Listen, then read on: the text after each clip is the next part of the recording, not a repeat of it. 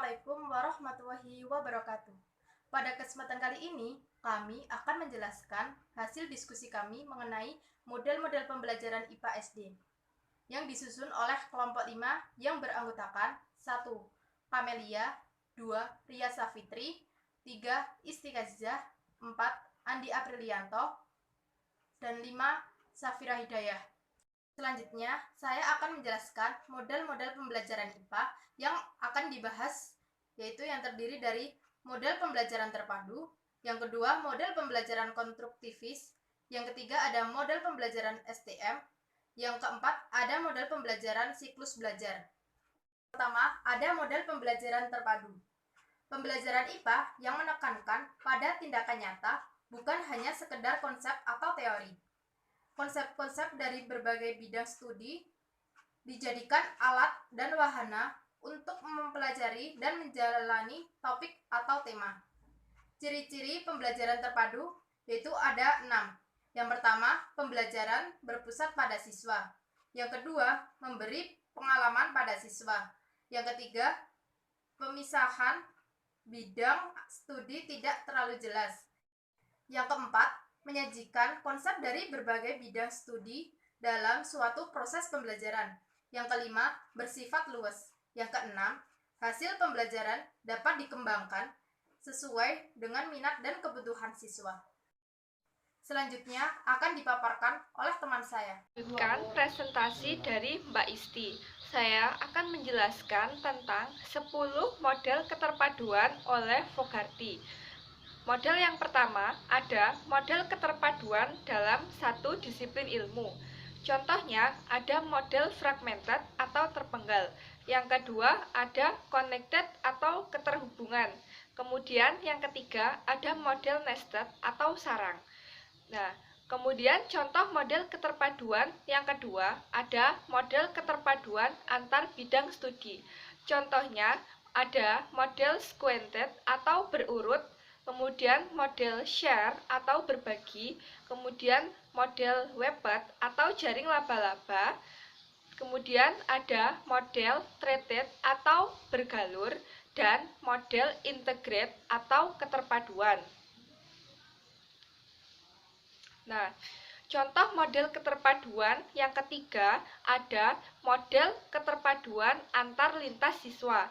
Contohnya ada model immersed atau terbenam, dan ada model networked atau jaringan kerja. Nah, model keterpaduan yang keempat ada pendekatan tematik. Pendekatan tematik merupakan pendekatan dalam pembelajaran yang menggunakan tema untuk kendaraan agar siswa lebih mudah memahami konsep yang ia pelajari. Nah, keuntungan menggunakan pendekatan tematik ini yang pertama, efisien dalam menggunakan waktu karena merancang suatu tema berbagai mata pelajaran yang dapat dibelajarkan untuk para siswa. Yang kedua, ada memudahkan guru dalam mengevaluasi setiap mata pelajaran. Dan yang ketiga, tidak mengalami kesulitan dalam memasukkan nilai rapot. Selanjutnya, model pembelajaran konstruktivis, yaitu model pembelajaran yang menekankan pada pengetahuan awal siswa dengan tolak ukur dalam belajar. Dengan demikian, model pembelajaran konstruktivis lebih menekankan pada bagaimana siswa belajar melalui interaksi sosial. Di dalam model pembelajaran konstruktivis, ada ciri-ciri model konstruktivis yaitu menekankan pada pengetahuan awal siswa yang diperoleh dari luar bangku sekolah melalui interaksi sosial dan interaksi dengan lingkungannya. Yang kedua, pada saat belajar ditekankan pada kegiatan means-on atau keterampilan intelektual dan hands-on atau keterampilan manual. Ada yang ketiga, ada perubahan konseptual saat belajar menjembatani antara konsepsi awal siswa dan pengetahuan baru. Yang keempat ada siswa aktif membangun pengetahuan sehingga siswa harus terlibat dalam proses pembelajaran. Yang kelima ada dalam proses pembelajaran terjadi interaksi sosial antara siswa dengan siswa dan siswa dengan guru. Selanjutnya ada implikasi dari model belajar konstruktivis. Ada 4 tahap, yaitu 1. Tahap pengetahuan awal atau mengungkapkan konsepsi awal dan membangkitkan motivasi. Seperti guru memancing siswa dengan pertanyaan, kemudian siswa diberi kesempatan untuk mengkomunikasikan, mengilustrasikan, memahamkan konsep tersebut. Selanjutnya, tahap eksplorasi. Pada tahap ini, siswa diajak menemukan konsep melalui penyelidikan, pengumpulan data, melalui suatu kegiatan yang sudah dirancang oleh guru. Yang ketiga ada tahap diskusi dan penjelasan konsep. Pada tahap ini, siswa memberikan penjelasan dan solusi dari hasil observasinya. Yang terakhir ada tahap pengembangan dan aplikasi konsep, yaitu pengaplikasian pemahaman konsep. Ya, oke teman-teman, selanjutnya adalah tentang model STM.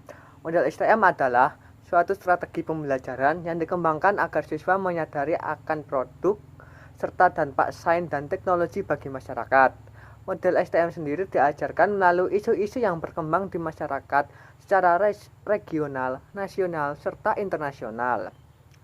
Tujuan dari pembelajaran dengan model STM adalah untuk mempersiapkan siswa menjadi anggota masyarakat yang mampu menerapkan pengetahuan ilmiah dan mengamalkan nilai-nilai sains untuk mewujudkan tataan kehidupan masyarakat yang dapat memecahkan masalah di lingkungan sekitarnya. Nah, 5 domain atau ranah yang dapat dikembangkan antara lain sikap konsep. Sikap konsep adalah berupa produk sains yang meliputi fakta, prinsip, hukum, teori yang merupakan hasil kegiatan analitik. Yang kedua adalah ranah proses, yaitu merupakan aktivitas atau keterampilan yang dilakukan oleh para ilmuwan untuk memecahkan masalah. Yang ketiga, ranah aplikasi, yaitu mendorong siswa agar dapat mengaplikasikan konsep dan keterampilan yang telah dipelajari untuk memecahkan masalah sehari-hari yang terjadi dalam kehidupannya. Yang keempat, ada ranah kreativitas, yaitu siswa yang kreatif akan dapat membuat jalan keluar dari permasalahan tadi. Jadi, bukan sekedar dapat memecahkan permasalahan saja. Kreativitas lebih menekankan pada imajinasi daripada pengetahuan. Yang kelima, yaitu ranah sikap, bertujuan untuk mengembangkan sikap positif terhadap sains dan diri sendiri, memiliki kepekaan dan rasa hormat kepada orang lain, serta mengekspresikan perasaannya dengan cara-cara yang konstruktif. Selanjutnya adalah bagaimana sih tahapan-tahapan implementasi model pembelajaran STM. Nah, proses implementasi itu terbagi menjadi 4 tahapan, yaitu yang pertama adalah tahap inventari, yang kedua tahap eksplorasi, yang ketiga tahap penjelasan atau solusi, yang keempat adalah tahap pengambilan tindakan. Model siklus belajar ada 3. Pertama itu eksplorasi atau exploration. Di sini merupakan langkah pertama atau tahapan pertama dari siklus belajar. Kedua ada invitation atau pengenalan konsep. Di sini guru mengenalkan konsep, prinsip, dan hasil-hasil secara langsung yang berkaitan dengan hasil eksplorasi. Ketiga ada discovery, di mana merupakan tahapan terakhir siswa mengembangkan dan menggunakan struktur mentalnya dengan mengaplikasikan pembelajaran yang telah dipelajari ke dalam contoh-contoh. Demikian presentasi dari kelompok kami kelompok 5. Semoga presentasi singkat ini dapat bermanfaat untuk kalian semua. Kurang lebihnya kami mohon maaf. Wassalamualaikum warahmatullahi wabarakatuh.